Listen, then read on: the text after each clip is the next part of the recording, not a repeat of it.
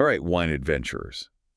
Today's deep dive is going off the beaten path a little bit. Little bit. We're talking Mexican wine. Yes. I don't know about you, but when I think of Mexico and drinks, tequila comes to mind. Right? But get this, Mexico has this whole wine scene that most people don't even know about. Yeah. Like, it's been bubbling away for centuries just waiting to be discovered. Absolutely.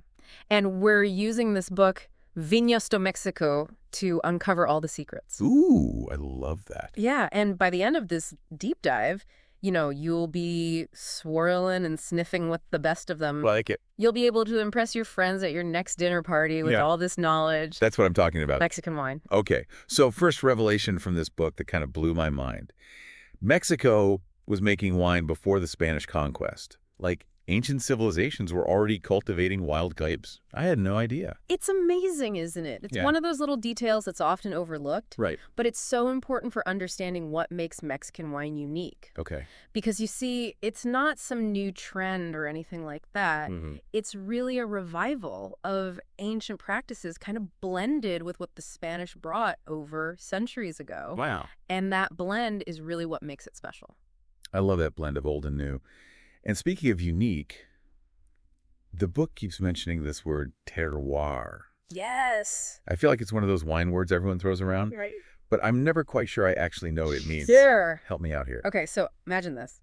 French wine, it's known for its elegance, right? That's partly because of France's terroir, the climate, the soil, everything that comes together to make those grapes taste a certain way. Okay. Now take Mexican terroir. It's a whole different ballgame. Okay. It's bold, it's vibrant, Yeah. it's like sunshine in a glass, Okay, I'm getting a totally different picture now. Good. So are there specific places in Mexico where this sunshine in a glass terroir is really noticeable? Oh, absolutely. Okay. The Valle de Guadalupe is a prime example. Okay. It's like the Napa Valley of Mexico. Okay. But with its own distinct personality, rolling hills, this near-perfect Mediterranean climate. Wow. It's basically a dream for growing grapes and crafting some really incredible wines. Speaking of grapes, Yeah. this book opened my eyes to these castas autóctones.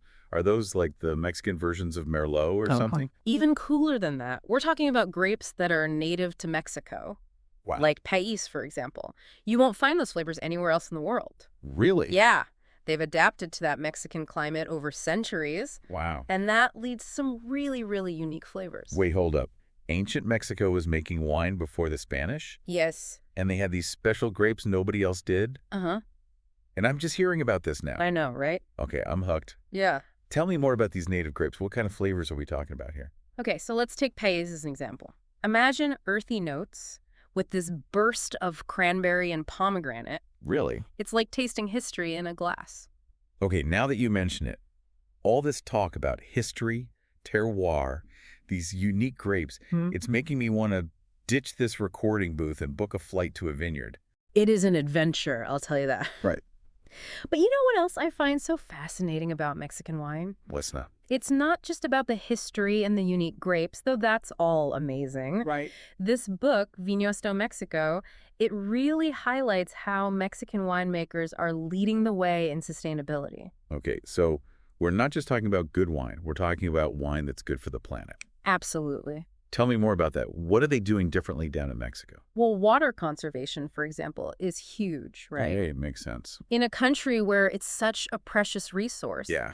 And you know what they're doing? They're actually reviving some ancient irrigation techniques. Wow, really? Yeah. They're using drought-resistant grape varieties. These are grapes that have been thriving there for centuries. Wow, so it's like ancient tech meets modern know-how. It's really cool. It is. They're not just following trends, they're setting new standards. It's really impressive. That's amazing. And it's not just about water. A lot of wineries are going organic and biodynamic, which is fantastic. Right. But there's also this really strong sense of community. Oh, interesting. Yeah, cooperatives are huge in Mexico. Okay. You get these smaller wineries, they're banding together, sharing resources, sharing knowledge. It's really inspiring to see. I love that. It's like they're all saying, we're in this together. Exactly. Which it is, right? Like we're all part of this earth, this environment. We are. It makes you think differently about that bottle of wine you're enjoying, doesn't it? It really does. It's about respecting the land, the traditions, Yeah. respecting each other. It's a beautiful thing. It is. So with all this innovation and this dedication to sustainability, Yeah. what does the future hold for Mexican wine? Because the book doesn't shy away from the challenges. Climate change is a big one. No, it doesn't. It's the elephant in the vineyard, right, All right, globally. Yeah. But what I find so inspiring is how Mexican winemakers are facing it head on. Okay. They're adapting these age-old techniques. They're embracing new technologies. Wow. They're constantly experimenting to find solutions. You know, it's that blend of tradition and innovation. Yeah. That's what gives me hope. It's like they've been dealing with challenges for centuries. Exactly. So they're ready to adapt and innovate their way into the future. Exactly. And I think the world is starting to take notice, you know? Mexican wines are winning awards, they're getting recognition. Yeah, definitely. They're showing up on more and more wine lists. It's a really exciting time for them. Now, before we wrap up our deep dive into the world of Mexican wine, there's one more thing I'm curious about. These native grapes, like Pais, they sound incredible, but in a globalized wine market, can they really compete with the big names? You know, your Cabernet Sauvignons and your Chardonnays. That's the million-dollar question, isn't it? It really is. And it's something that Vinos de Mexico really grapples with Okay. because, you know, these native grapes, they're not just grapes, right? They're Right. like this direct link to Mexico's history. Totally. It's culture, you know? Mm-hmm. Imagine a world where those flavors disappear Oh, gosh. because everybody's just chasing after the same international varieties. Yeah. What a loss that would be. Yeah, I agree. It'd be like letting a piece of culinary history just fade away. Yeah. So how do we prevent that? What can we do? I think it starts with us, honestly, like as wine lovers, And as adventurers in taste. I like it. We need to be talking about these grapes, you know, Yeah. seeking them out, Yeah, asking so- for them at restaurants, hunting for them at wine shops. The more demand there is, you know, the more these wineries, they get the recognition that they deserve. Right, and then they can keep making those wines for us. Exactly. I'm so on board with that. It's like a delicious treasure hunt. It is. And you know what? If anyone listening has already discovered the magic of Mexican wine, we want to hear about it. Hit us up on social media. Tell us about your favorite bottles, your aha moments, all that good stuff. Absolutely. Let's keep this conversation going because, Okay. you know, it's easy to stick with what we know, those comfortable grapes, those familiar regions. But Right. this whole deep dive has been a great reminder that there's this whole world of wine out there just waiting to be explored.